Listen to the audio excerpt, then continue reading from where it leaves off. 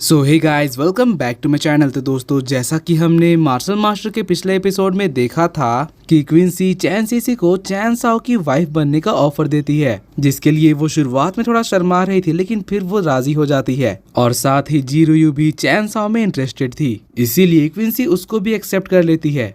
जिसके बाद फिर चैन साओ क्विंसी को लेकर स्पेस पॉन्ड की तरफ चला जाता है, जहां उनका पीछा करते हुए वो दोनों भी चले आते हैं। और यहाँ वो देखते हैं कि मछलियां तो पानी के अंदर नहीं बल्कि पानी के बाहर तैर रही थी। चैन साओ भी जैसे ही स्पेस पॉन्ड के पास जाता है, उसकी एनर्जी चैन साओ के बॉडी के अंदर एब्जॉर्ब होने लगती है, जिसको चैन साओ महसूस कर लेता है कि ये तो स्पेस रूलर है। इसीलिए वो बिना किसी देरी के तुरंत पॉन्ड में छलांग लगा देता है। और अब आगे दोस्तों, आज के एपिसोड की शुरुआत बिल्कुल उसी जगह से होती है जहां हमें दिखाया जाता है कि चैन साओ तालाब के अंदर अब आगे बढ़ रहा था, मगर उसकी एनर्जी इतनी ज्यादा थी कि इससे चैन साओ को भी थोड़ा अनकंफर्टेबल हो रहा था।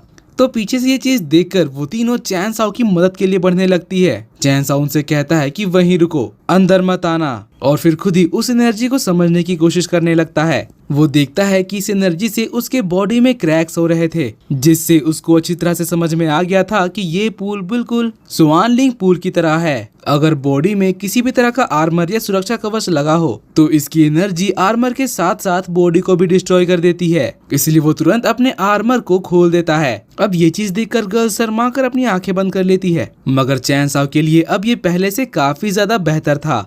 वो कल्टीवेशन के लिए तुरंत अपने नए डिवाइन ट्रेजर्स को बाहर निकाल लेता है। तभी क्विंसी उसे पूछती है कि चैन साओ, तुम ठीक तो हो ना? जिसके जवाब में चैन साओ कहता है कि हाँ, मैं बिल्कुल ठीक हूँ, और ये स्पेस पूल तुम्हारी कल्टीवेशन स्पीड को काफी ज्यादा तेजी से बढ़ा देता है, मगर ये पूल बिल्कुल स्वान लिंग पूल की तरह है, तो इसके अंदर ज्यादा आर्मर पहनकर बिल्कुल भी मत आना, वरना तुम्हारी बॉडी को काफी ज्यादा डैमेज होगा। मगर यहाँ तो वो लोग इस तरह से चैन साओ को देखकर बहुत ज्यादा शर्मा रही थी। वहीं बात करें जीरुयू की, तो वो ये सब सुनकर काफी ज्यादा परेशान हो जाती है। तो चैन साओ कहता है कि ठीक है, मैं थोड़ा अलग चला जाता हूँ, मगर अभी भी ये लोग डिसाइड नहीं कर पा रहे थे। जीरुयू तो क्विंसी से पूछने लगती है कि अब हमें क्या करना चाहिए, जिसके जवाब में क्विंसी थोड़ा सोचने के बाद कहती है कि फाइनली मुझे एक ऐसा जगह मिला जहाँ मैं अपनी कल्टीवेशन स्पीड को तेजी से बढ़ा सकती हूँ, तो आखिर मैं ये मौका अपने हाथ से कैसे जाने दे सकती हूँ।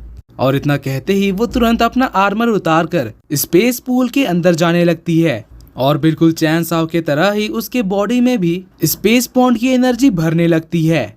फिर क्विंसी तुरंत अपनी कल्टीवेशन शुरू कर लेती है। सीसी भी अब ये देखने के बाद सोचने लगती है कि सिस्टर बिल्कुल सही कह रही है, अगर चैन साओ नहीं होता तो पता नहीं मेरा क्या होता। फैंटम एल्डर भी मेरी वजह से मारी गई, और इस चीज का बदला मैं लेकर ही रहूंगी। फिर इतना कहने के बाद वो भी आगे बढ़कर अपना आर्मर उतार देती है और स्पेस पॉन्ड के अंदर जाने लगती है।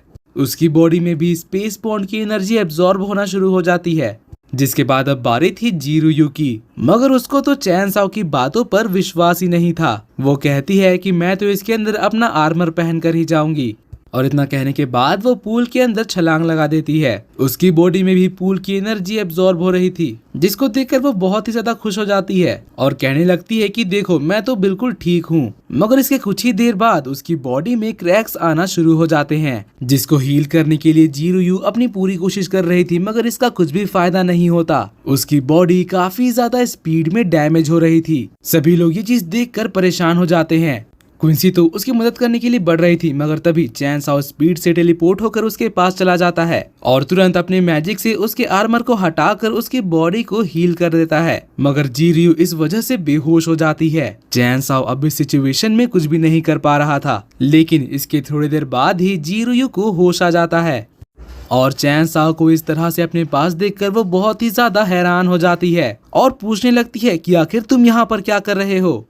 वो चैन साओ को मारने के लिए अपना हाथ भी उठाती है, मगर चैन साओ उसको रोक देता है। जीरुयू तो अब और भी ज्यादा परेशान होने लगती है और शर्माते हुए उसके ऊपर फिर से अटैक करने बढ़ती है, लेकिन चैन साओ दोबारा से उसकी इस अटैक को भी डॉज कर लेता है और जीरुयू दोबारा से परेशान होकर पीछे हट जाती है।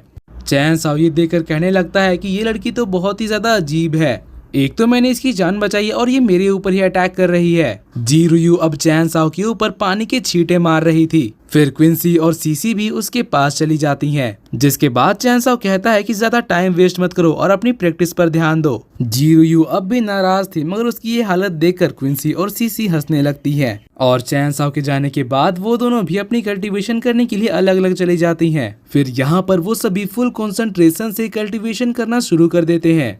चैन साओ तो अपने नए डिवाइन ट्रेजर को इम्प्रूव करने के लिए उसको इस पॉन्ड में उतार देता है। और दोस्तों यहाँ पर उनका कल्टीवेशन करते हुए अब काफी ज्यादा समय बीत चुका था। चैन साओ के डिवाइन ट्रेजर्स यहाँ पर उसके साथ साथ उसके दोस्तों की भी मदद कर रहे थे और चैन साओ ने अब ऐसे 10 डिवाइन ट्रेजर्स को कल्टीवेट कर लिया था। मगर दोस्तों यहाँ पर चैन साओ थोड़ा परेशान था। वो मन ही मन कह रहा था कि इतनी ज्यादा एनर्जी होने के बावजूद भी मैं इमोर्टल रेल्म के 5th स्टेज से आगे क्यों नहीं बढ़ पा रहा हूँ। कहीं ऐसा तो नहीं कि इसके पीछे 9 स्टार डिवाइन एम्परर वाली टेक्निक है।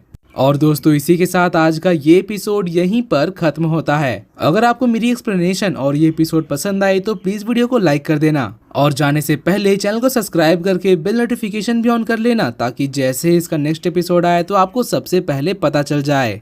तो मिलते हैं आपसे अगली वीडियो में, तब तक के लिए bye bye, be happy, be safe and thanks for watching.